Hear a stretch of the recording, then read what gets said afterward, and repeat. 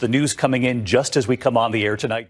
Russian troops are closing in on the capital. Multiple explosions have been reported. Explosions breaking the silence after dark in Kyiv, and tonight it's believed the Russians are already within city limits. Russia has declared and begun war against Ukraine, where many lives have been lost and people of other nations stranded in Ukraine.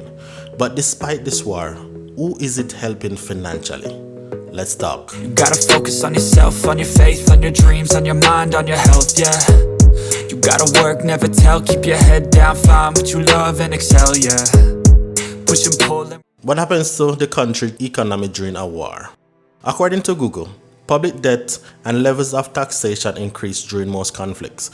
Consumption as a percentage of GDP decreased during most conflicts. Investment as a percentage of GDP decreased during most conflicts. Inflation increased during or as a direct consequence of these conflicts.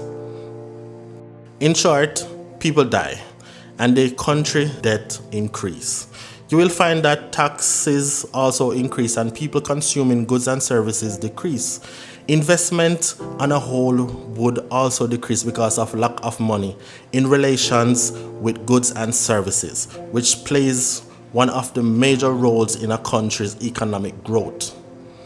The world is a messed up place and people profit from war. In times of war, items to facilitate that war has to be made or brought from somewhere someone, which give rise to that somewhere someone increase in wealth. Lower electronic markets have betted on war outcomes and also political outcomes. Money has been wagered, so yeah, war is profitable and costly. What are your thoughts on the topic so far? Let me know in the comments below. As of right now, February 2022, with the war of Russia and Ukraine, I can see the stock market shares of some England manufacturing and pharmaceutical companies has increased in value. And not to point any fingers, but as I have said before, who is profiting from this war? Is it one of the countries in war, or is it allied countries like USA and England? Let me know what you are thinking because I want to know your 2 cents.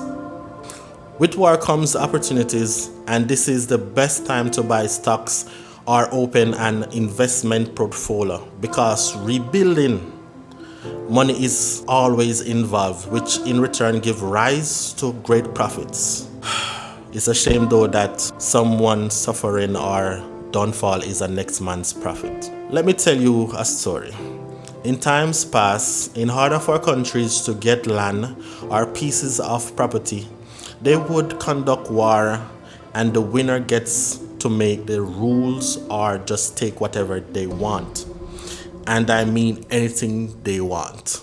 War economy is the organization of a country's capacity to produce during the time of conflict. A war economy has to make great changes to adjust its consumer production capacity and to make the necessary adjustments to facilitate defense production needs. The government in question must be able to make decisions as it regards to the country's resources and how they should be allocated so that they will be victorious at the end of the battle, and at the same time not neglecting their citizens or other consumer demands. Tax dollars will be used to meet the needs of the country's defense, and the country might have to borrow large sums of money to maintain their military and national security needs in the time of the conflict, while in other countries those tax dollars and borrowed money would be used to improve infrastructures and domestic programs, including better education. Right now, Ukraine has to develop a war economy, so they will be able to stand up against Russia as their national defense is now threatened. Protecting their borders has now become a priority. However, they were not prepared for an invasion from Russia as their economy is a wreck at this present time. Russia, on the other hand, is well prepared because even with their banks and finances being seized, they are still able to fight with better industrial, medical, and technological advancement. For example, Ukraine has only 2 warships with no submarines, while Russia has a fleet of submarines. The president of Ukraine is willing to stand, fight, and die for his country.